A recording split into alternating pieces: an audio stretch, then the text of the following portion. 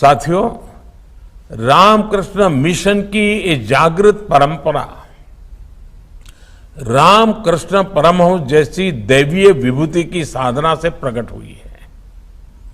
स्वामी रामकृष्ण परमहंस एक ऐसे संत थे जिन्होंने मां काली का स्पष्ट साक्षात्कार किया था, जिन्होंने मां काली के चरणों में अपना सर्वस्व समर्पित कर दिया था।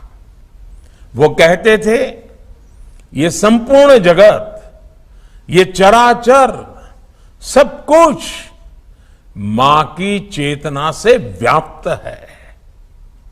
यही चेतना बंगाल की काली पूजा में दिखती है। यही चेतना बंगाल और पूरे भारत की आस्था में दिखती है। इसी चेतना और शक्ति के एक पुंज को स्वामी विवेकानंद जैसे युग पुरुषों के रूप में स्वामी रामकृष्ण परमहंस ने प्रदीप्त किया था। स्वामी विवेकानंद को मां काली की जो अनुभूति हुई, उनके जो आध्यात्मिक दर्शन हुए, उसने उनके भीतर असाधारण ऊर्जा और सामर्थ्य का संचार किया था। स्वामी विवेकानंद जैसा ओजस्वी व्यक्तित्व, इतना विराट चरित्र, लेकिन जगन्माता काली की स्मृति में, उनकी भक्ति में वो छोटे बच्चे की तरह विह्वल हो जाते थे। भक्ति की ऐसी ही निश्चलता और शक्ति साधना का ऐसा ही सामर्थ्य मैं हमेशा पूज्य स्वामी आत्मस्थानंद जी के भीतर भी देखता था। और उनकी बातों में भी मां काली की चर्चा होती रहती थी।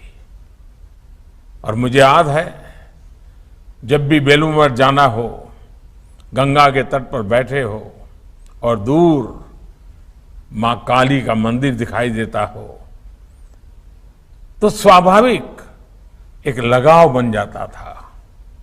जब आस्था इतनी पवित्र होती है तो शक्ति साक्षात हमारा पथ प्रदर्शन करती है।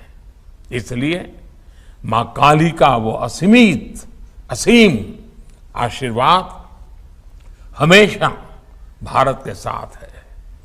भारत इसी आध्यात्मिक ऊर्जा को लेकर आज विश्व कल्याण की भावना से आगे बढ़ रहा है।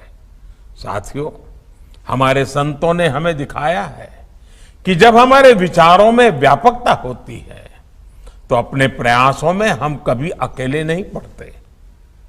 आप भारतवर्ष की धरती पर ऐसे कितने ही संतों की जीवन यात्रा अगर आप देखेंगे, जिन्होंने शून्य संसाधनों के साथ शिखर जैसे संकल्पों को पूरा किया। यही विश्वास, यही समर्पण मैंने पूज्य आत्मस्थानंद जी के जीवन में भी देखा था।